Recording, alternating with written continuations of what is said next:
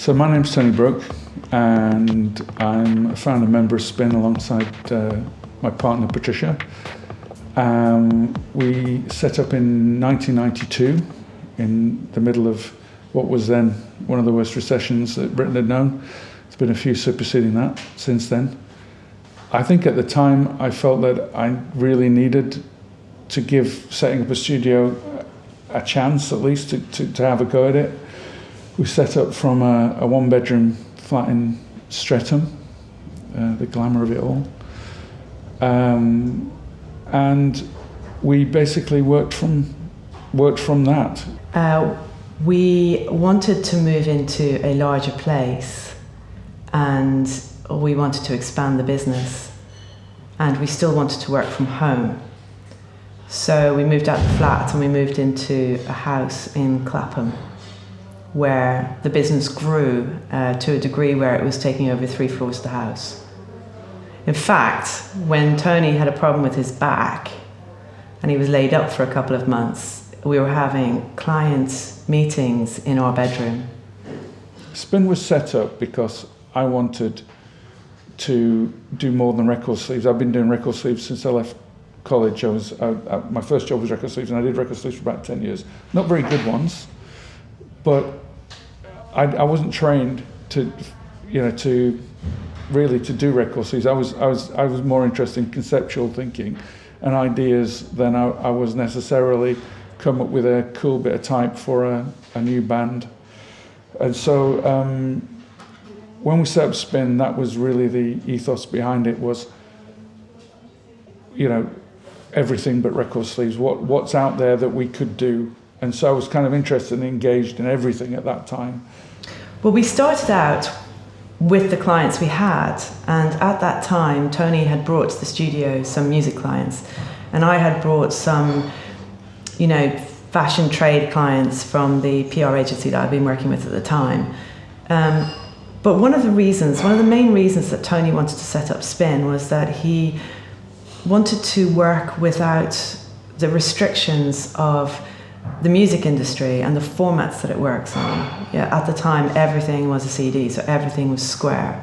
There was very little opportunity to, explore identities or brochures or posters or animation or, there were so many things that Tony wanted to experiment with and explore and develop his work. So that's primarily why we set up Spin. Over the first 2 or 3 years, it was a kind of moving away from just doing record sleeves and starting to work with other clients, some more corporate clients and different kinds of clients.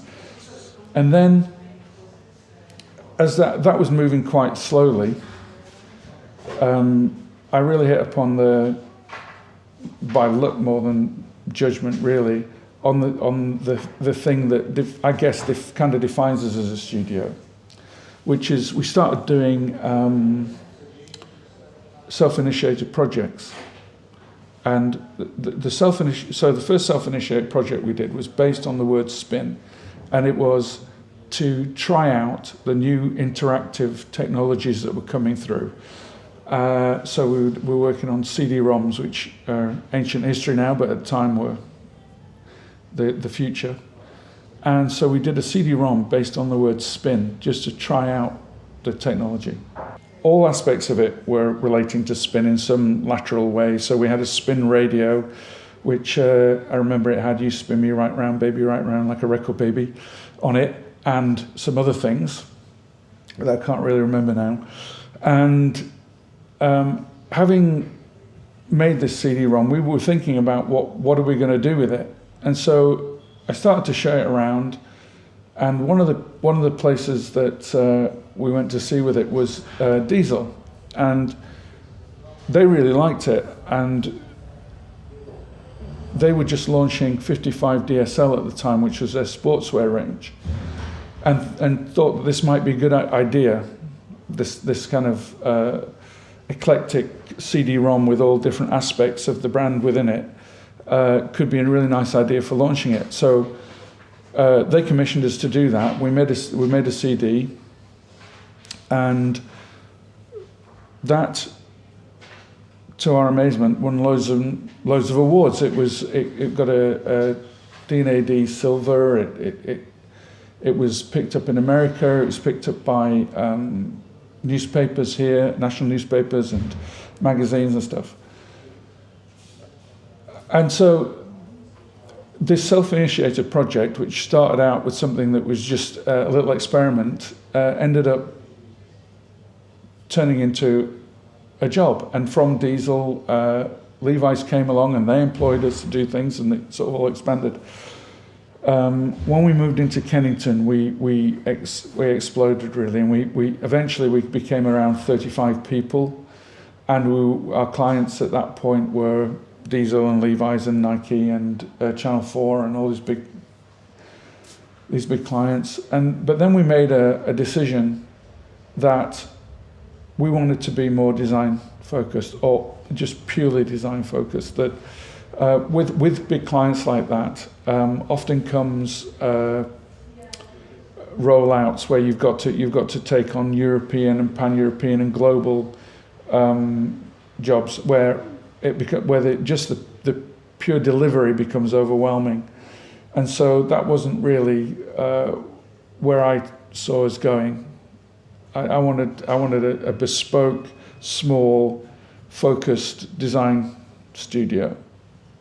And so we made a decision to do that. We made a decision to be that, and which is how we've ended up in this studio here now. And so there are 4 designers in Spin, including myself, and there are 2 designers for unit editions that work on unit editions, although everybody at Spin works on unit editions. And we have Sam, who is our studio manager, and Trish, who deals with a lot of the clients and what have you. So it's a small, bespoke studio now. Recent clients that we've worked with that really spring to mind are people like Matthew Hilton, the furniture designer, Dan Pearson, who's a garden designer. He writes for The Observer and has been on telly, but that was a lovely job to do. We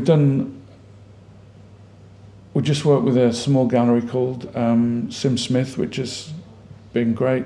I really like that solution. We tend to work with architects too a lot as well. We're just working with an architect in New York called Jim Bieber, and that's been a great project for us. I love coming to work. The best thing about Unit and being part of Spin is I love coming to work. I love the people. I like what we've created. Tony and I have created an atmosphere that is friendly, professional. It's a helpful environment. It's got the right principles. It's got the right attitude for us. It's one of the things I really like about it is our working days are ideally 9:30 or 9 till 6:30. We don't ask people to stay late at night unless they have to, because it's important to get on with the rest of your life too. It's important to have that balance.